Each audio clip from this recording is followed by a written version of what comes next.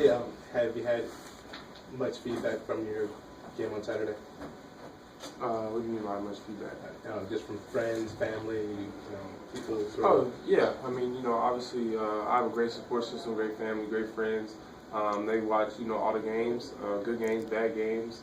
I was getting feedback from them, so, everyone was really happy for me, but more importantly, they knew how much I wanted to win that game. Was really congratulative of the win. When you take a look at that game, did you do anything different? In terms of no, not really. Not really. I mean, I play every game the same. I play to win. I try to do whatever my team needs me to do. Last game, I just felt like we needed a little bit of spark, so I tried to be a little bit more aggressive, and luckily things opened up for me and it worked out. And from that game, what can you build from that game, or take from that game as you go forward? I mean, I try to prepare the same game, the same way every game. I just feel like when you prepare differently, then that's where you become inconsistent.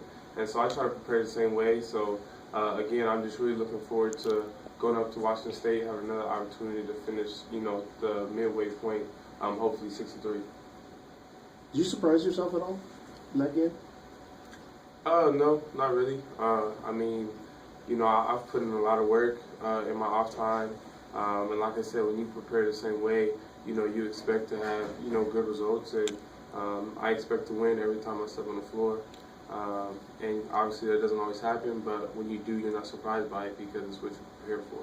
But given that you're just months out of high school and all the rest of it, or sometimes you step back and go, wow, this is kind of a neat deal. Yeah, no, I wouldn't say I'm surprised by it. I'm definitely thankful to God that, He's put me in the, opportunities and given me the abilities to, perform the way I have. And even when I struggle, I still thank God that I even have this position just to be here, playing at such a great school and in such a high-level conference.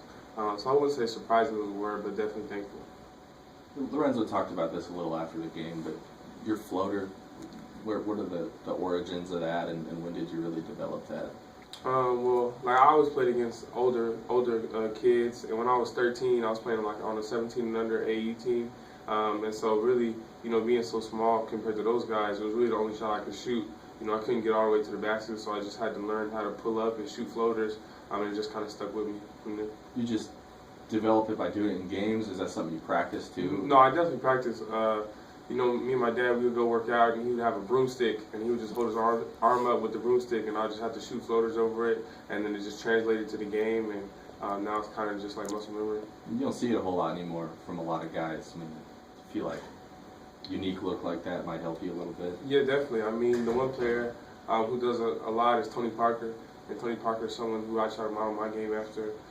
So, I mean, I think it's, still there in a few people, but, guys are so athletic, some people don't have to, other guys do, and, it just works for me. How many times did you hit that broomstick? A lot. At first I was hitting it over and over, but again, just all the hours that you put into it, obviously, it got easier and easier. Is there a science to that shot? I mean, is it how much speed you put into it and how much speed you take away from it? Yeah, I mean, it was tough at first because you're going full speed, and then you got to put it up there softly. So you definitely have to learn the touch of it. But I always try to focus on the back of the rim on all my shots, and you can't change what you're focusing on just because it's a floater. So just making sure your focus point is the same, and that you have soft touch on it even when you're going fast. Do you put anything on it, or is it just a dead ball? No, I try to put a little bit on it. I think sometimes when it's short is when you just completely just float it up there. But I think if you get good lift through your legs and just kind of put it up there softly, then it has a good chance of going in. What's the range on that? The range? Like how far out? Yeah, how far would you shoot?